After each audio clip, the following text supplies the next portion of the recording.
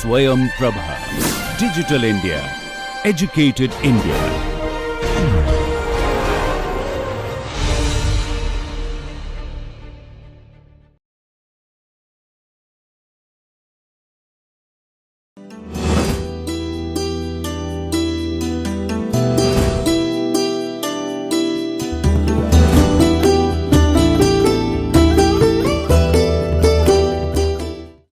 Welcome back, viewers. In the last class we were discussing about the experiential learning cycle like which can bring the transformation in our self, and as well as which can also bring the societal transformation by adopting a whole institution approach. So, to continue with that, now how the education for sustainable development primarily aims to raise the knowledge, awareness, actions, and the complete transformation, social transformation that would happen as a result of achieving all the 17 sustainable development goals. So, now to continue with that part, UNESCO's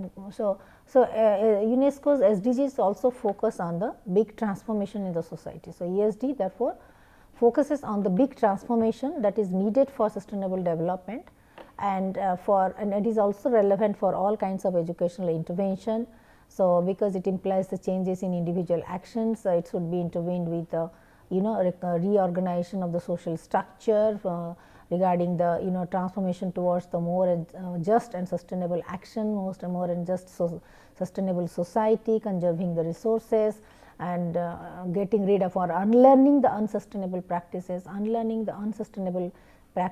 being more careful and aware of our the impact of our behaviors on the environment, on others, on the ecosystem. So, that kind of consciousness and conscientious thinking about our behavior and our behavior, social behavior, and its impact on others as well as in the society or in the environments. So, that kind of thing, how to bring that big transformation or the change in the society. So, ESD its focus on its basic focus is not only to achieve the 17 SDGs, but also as a result of this a big transformation will take place in the environment. So, therefore, the transformation it necessitates you can say different steps to engage the people in critical evaluation of of the status quo practices, of the existing practices, and to among others to that means to be aware of certain level of disruptions that is happening. So, to challenge the status quo, that is the normal or usual way of thinking, the traditional method of doing certain things and behaving and living. So, to ask many questions to this status quo habits and the consumption habits, etc., or the behaviors and the living standards. So, that is it requires transformation, it requires that asking these questions, critical thinking questions, hows and whys and when and how, all kinds of things to challenge the status quo behavioral pattern or the status quo traditional practices, etc. So, which can be present at different degrees which can at the best source from the personal conviction, insight, and simple feeling of what is right. So, this is whatever the traditional or the regular or the existing practices that we are adopting, we are habituated with, actually these are the result of our individual insights, individual experiences, individual thoughts and feeling. Like for example, what we think that it is right, so that is why we are adopting that kind of behavior. So, there is no strong logic behind it, there is no ethical consideration or reasoning behind it. So, as because we are used to, we love to do so, and we are habituated and a community is habituated with that practice, so we are practicing it. But when we analyze it, when we critically evaluate it and analyze all these practices, whether these are sustainable or not, whether these are bringing the right positive impact for the environment or not, what is going to yield in future, when we start asking the questions, then we can find out, we can analyze its its negative points, weaknesses. So, that has to be rectified, that has to be brought to the modified and revision format, and then only the big transformation can take place. So, first here is the focus of thing is that first thing is that that means it implies a kind of challenging our individual actions and the social action and collective action, but at the same time we need to ask many questions to challenge our status quo behavior, our way of thinking and our existence, etc. So, now here what are the key reflections that inform ESD for 2030? So, ESD for 2030 it has advocated for 3 kinds of steps to key reflections.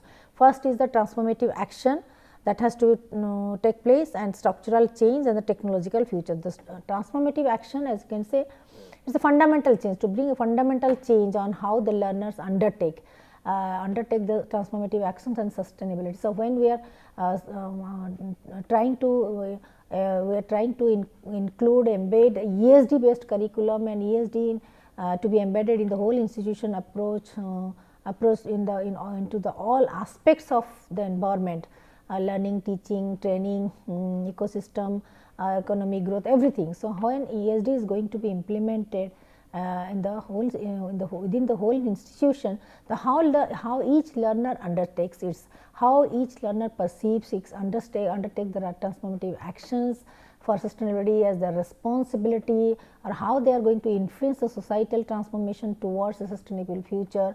So, here ESD in action is the citizenship in action. So, when we are talking about the global citizenship education again, so ESD global, being the global citizen, we have to act upon the ESD based prescriptions, ESD based suggestion, ESD based practices and the habits. So, here, so when this transformative action, that means has been introduced through ESD as a component of mandatory component of sustainability, how the learners are taking the initiative, how the learners are taking the responsibility. So, that is very important, the transformative action, like the learners, how each learner has undertaken the transformative actions towards the sustainability. So, and how they influence and how they are going to influence the social transformation in a long way.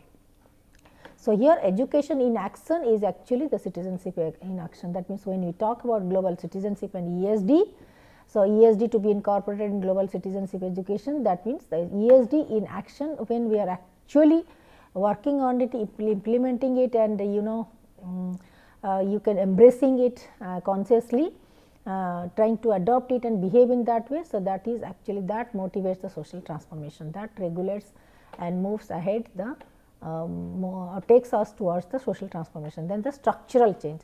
So, similarly, here ESD must also pay attention to the deep structural changes, structural factors. In some of the cultures, in some of the rural areas, there are different basic flaws or the causes, root causes of structural biases, maybe that some factors are there inherent in their culture, in their base. So, that has to be identified.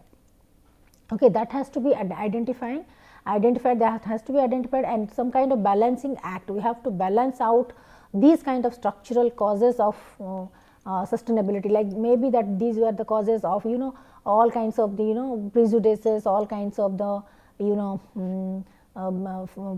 false beliefs and the prejudices, and you can say all kinds of biases are the social biases are the which are actually the causes of unsustainable habitat, unsustainable consumptions and the development. So, that is why we have to identify these root causes, deep structural base of this unsustainability, and then to strategically plan it out to balance with economic growth and sustainable practices and skills and competency development, etc. So, how to map it, how to identify the root cause, structural cause behind the unsustainable development, and then to balance it with in action with economic growth and sustainable development or eco-friendly consumer societies, eco-friendly environment, eco-friendly practices, sustainable practices, etc. So, here we can say how to address ESD in the context of extreme poverty and vulnerable situation, because the people who are living in the extreme poverty condition or in a very vulnerable situation, or they are in a socially isolated, they are living in the social isolation, or so then in the deep forest, etc., without being exposed to the current practices, knowledge, information and technology of the present day. So, to identify, so we have to bring them to the mainstream, to the main platform, to educate them, to inform them. So, here ESD can play a very important role. So, addressing the ESD in the context of extreme poverty. People who are who are living in the poverty, there may be n number of reasons why they are living in poverty, because maybe that why, yes, climatic change, climate, food production, creation, that is, these are one aspects, but some of the human causes are also there, some of the behavioral factors are also there, some of the cultural practices are also there that has caused them the poverty. So, we have to identify it and mitigate these kind of problems through ESD, implementation ESD. So, we have to address these the issues in case of the people who are living in extreme poverty and in the vulnerable situation. So, a structural change requires, we need to identify and bring that structural change, a drastic modification should be done in the structural changes of the social structure.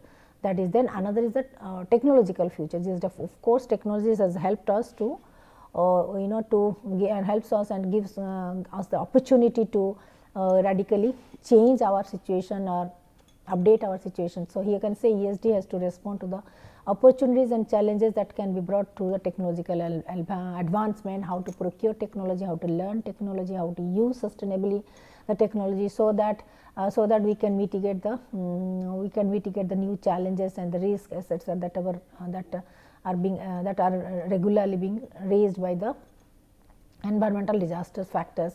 So, critical thinking and sustainability values become more and more relevant. So, even for the technological exploration, technological use and advances for betterment, for better living standard, that also how strategically these technologies can be used with the critical thinking, with the consensus, with the sustainability values, value adding without exploiting or overusing it. So, how to judiciously use this technological advancement for the social benefit, for the for the social upliftment.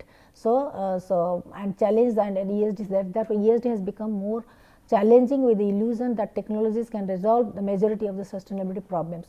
Yes, technology can resolve the major of the problems of the unsustainability, but however, we have to use it strategically, judiciously, and have the control over the technology. So, technology should not overpower us.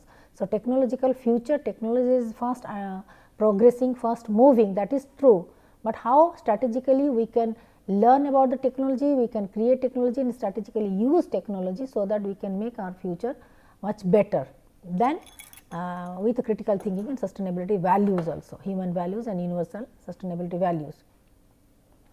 So, therefore, the transforming the learning, so transformative learning primarily involves experiencing the deep structure, deep learning, structural shift in our practice, in our thought, in our paradigm, and the structural shift in the basic premises of the thought. It acts as a paradigm shift in our thought process. Again, feelings and actions. So, thoughts, feelings and actions, these are very much interrelated. So, transformative learning brings that change, brings that modification, brings that upgradation not only in the experiences, but also in our structures, in the social structure, cognitive structure, with the cognitive structures, premises like thought, feelings, actions and emotions, etc., everywhere. So, therefore, it has to be brought to our consciousness, it has to be, sustainability should be there, a component in our consciousness. Okay.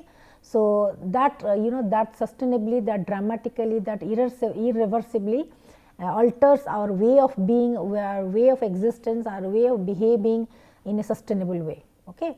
So, therefore, we have to be very much thoughtful, very much judicious, very much rational, very much very much empathetic and compassionate, not only with the natural world, our environment, but with regard to our self care, self health also, but also relationship that we have developed in the community, relationship, class. Then we have to be very we have to very sensible, sensitive towards the cultural aspect, perspectives of class, gender, all kinds of things. Then we must have the vision of alternative approaches to living. So, we can think of an alternative approach to our life, and our sense of responsibility, sense of possibility, and for social justice, sense of responsibility for social justice and peace, along with the personal choice. So, that is the definition given by O'Sullivan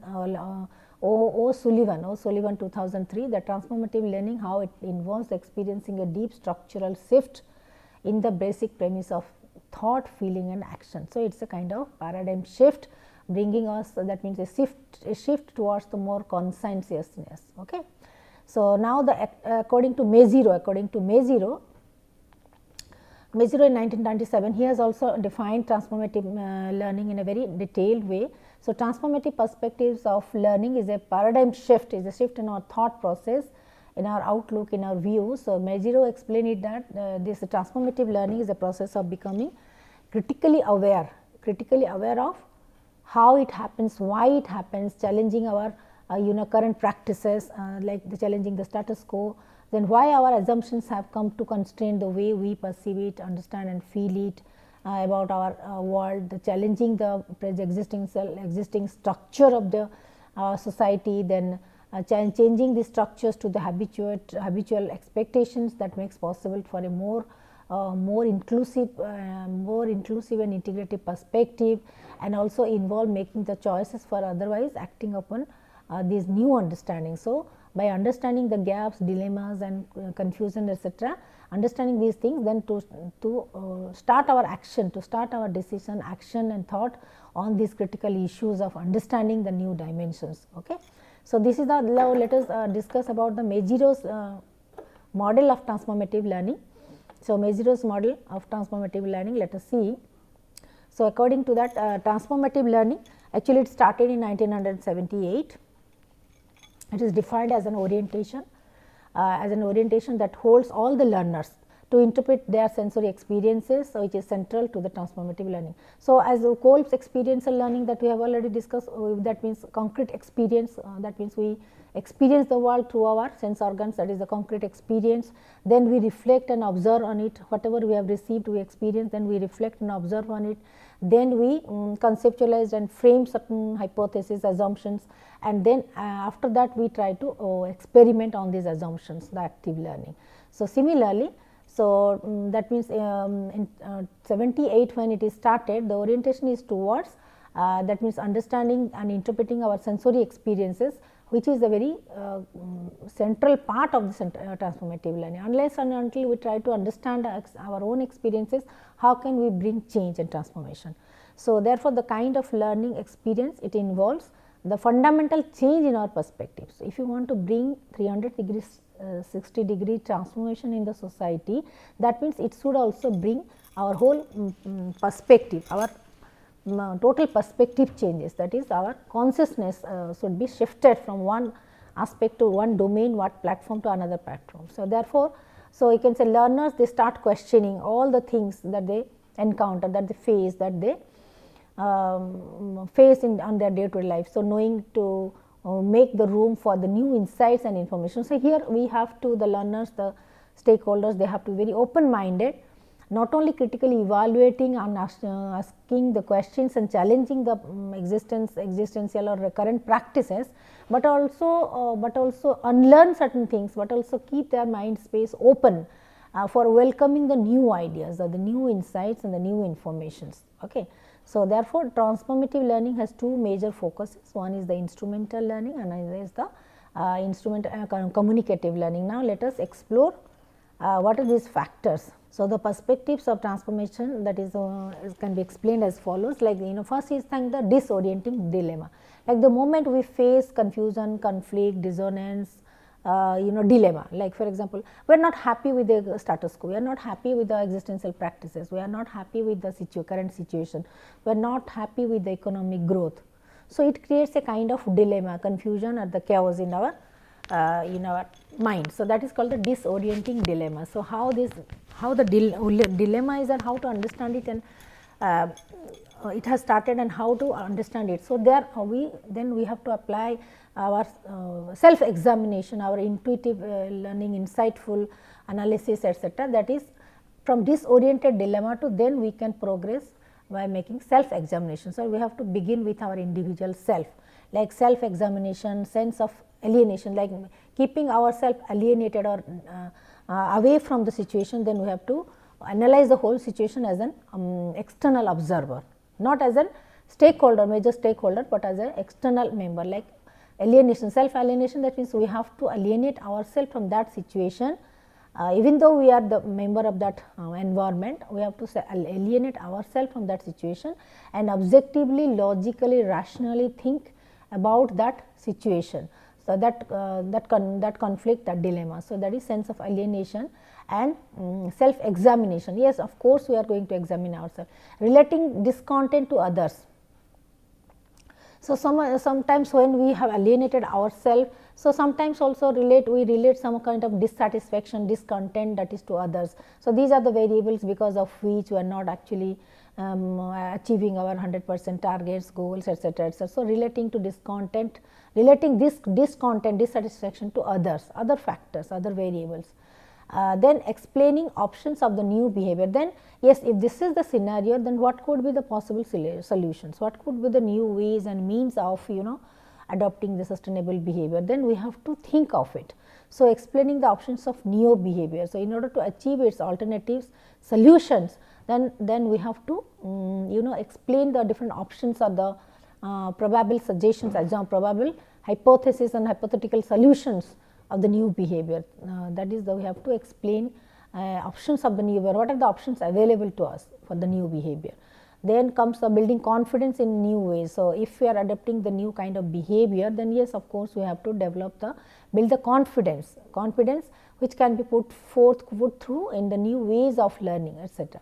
Then comes your transformative education. So, before transformative education, all these steps are, you can say, these are the prerequisites, pre-training kind, pre-transformative learning experiences, that is the pre-training, the transformative action. So, the three main pillars of transformative learning are, you can say, analysis of the current situation, it's okay. Then vision to look like an alternative to the prevailing model. So, thereafter, after analyzing, critically evaluating the present situation, then we have to formulate another alternative model. Yes, what could be the possible solutions? So, vision to look like an alternative to prevailing model. Okay. So, therefore, we have to formulate a different kind of different alternative model which will be more sustainable and effective. So, here the process of change towards that responsible action. So, after concrete experience, then reflective observation, then theoretical conceptualization of ideas and problems, then thereafter from there again learning by doing, then trying to change the situation by learning when doing, and from learning by doing, then getting the feedback, again it is going to be transformed to our experiences and behavior. So, in this way, so analysis of the current situation, vision to look like an possible alternative resource for the existing model, and also process of change towards the sustainable action. So, this is the learning cycle. We can say this transformative learning itself is a learning cycle. So, which helps us in mobilizing our efforts and energies, etc., and motivations towards the positive direction. So, now, so the transformative education provides a decision making process in all these phases. So, all throughout these stages, these are the stages, we can say throughout all these stages, it gives a kind of provides a decision making process. It relates to the human thought process, active thinking, reflective thinking, and the decision making process. So, the goal is to enable the students to understand the problem and at the same time empower them with knowledge and counter the challenges. So, the main the motto or the goal or the objective of the transformative learning is that to mobilize the students towards not only identifying the problem, but understanding the nuances of the problem, complexities of the problem, and then empower them with the right kind of knowledge and skills to face these challenges. So, these are the phases that of transformative learning we have just discussed. Disorienting dilemma, like when the learner finds that what they believed in the past is actually not accurate, it is not happening right now. In the past what we were doing, it is not exactly the scenario right now. So, there is a confusion, there is a dilemma. Self examination, students will do a self examination of their own beliefs and understanding and connect this to this deorienting dilemma. Yes, those who are very flexible, who are dynamic, who are who are very sustainable, sustainable loving, that means sustainably, that means who are dedicated towards sustainable development goals. So, they can quickly find out, can quickly evaluate the flaws in their past thoughts, ideas, beliefs and experiences, and can quickly change the strategy to adopt themselves better for the present demand requirements. So, that is called they are very open minded things. So, here for every kind self examination is that once the students they alienate themselves from the situation and then try to evaluate what he was doing, what they were doing in the past and what they are supposed to do right now. So, this is kind of self examination. Then critical assessment assumption is that the students are able to take the comprehensive view, a comprehensive view of their past beliefs and review them critically. So, here all kinds of the critical thinking and the reflective action begins with critical assessment of the assumption, what were their assumptions, and now they critically and comprehensively evaluate their own assumptions and the thoughts. So, that is the critical assessment and assumptions of students own thoughts and the past beliefs. Okay. Then after that, after finding out the gaps and the lapses and the weaknesses, now they have to plan a course of action. Then next step is the plan a course of action. So, when the students they realize that the past understanding was faulty, there were flaws in the actions, there were flaws in our approach, the situation, the context was something different. Now, keeping in mind the present scenario and the context, we need to change our action plan, need to change our course of action. So, they accordingly prepare a course of action which would be very much relevant to the present situation. Then acquisition of knowledge to carry out the new plans. So, what they have planned the next course of action, it may require new sources of knowledge, new skills, new competencies, new technology, etc. Now, they have to better prepare for that. So, for implementing that current action plan course of actions, they need to understand the concept, they need to acquire the new knowledge, skills, competencies, they need to apply the technological advancements, technological skills also. So, with all kinds of the preparation, now then only they would be able to carry out that action plan to move ahead in the process of transformative learning.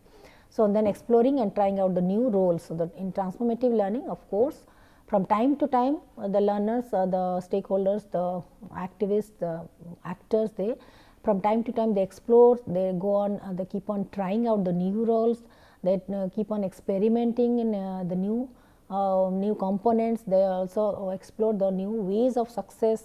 So, this is an ongoing again continuous learning process. So, these are the different stages and the phases of transformative learning. So, this has been given I think in a diagrammatic way, that is Mejiro's 10 phases, whatever we have discussed, this has been given like disorienting dilemma to self examination, then critical assessment of the past practices, theoretical practices and present situations, then recognizing the flaws and gaps and etc. Then exploration of the possible solutions, new solutions, then on the basis of that possible solutions and exploration of the new insightful solutions, then course of action will be planned, the planning of the course of action, and again for implementing those course of actions, then again acquisition of knowledge, skills, competencies and technical things, etc. So, that means competency development, acquisition of knowledge for executing or implementing this course of action and planning. Then they are again provisional trying of the role. So, initially they may start with a kind of pilot study project, etc. that temporarily now they are provisionally trying out the different roles, plays the different roles of of an engineer, of a doctor, or a social reformer, of a scientist, etc. Provisional trying of the roles, that means initial experimentation. Then thereafter gradually building of confidence, competence and self confidence with more practice, more pilot study, more trying out. So, gradually they build the competence, self confidence, etc. So, then that is why for whenever we are trying to experiment, trying to introduce something new, something drastic change, something even in the working organizational work process also. So, initial tryout, initial pilot stage, initial pilot experimentation takes on. From there only when they start, they begin with, then gradually they pick up the confidence and competence. Yes, and find out also, evaluate its effectiveness by identifying the gap areas. So, thereafter they modify it, revise it to successfully launch it. So, similarly, so building the new competence and confidence, they try out to develop the confidence and the new approaches, new strategies, and after fully completing it with confidence and competence, then they try to integrate it as a part of they are part of their process, part of their product, part of their manufacturing process, then part of their behavior, lifestyle, etc. So, a kind of reintegration. So, after this, after trying out, then building confidence and competence, evaluation, then reintegration takes place. So, in this way complete transformation takes place. So, these are the 10 steps as per the Maziro's theory, starting from disorienting dilemma, that is understanding the, that means understanding the present situation in comparison to our past belief, old beliefs and prejudices or maybe old practices. From there onwards, what are the learning cycles, steps of learning cycles towards bringing the 300-degree transformation towards the social, to bring the social transformation. So, these are the 10 steps of Maziro's this transformative learning theory. So, for the time being I am just concluding it right now. In the next class we will continue with the other topics. Thank you very much.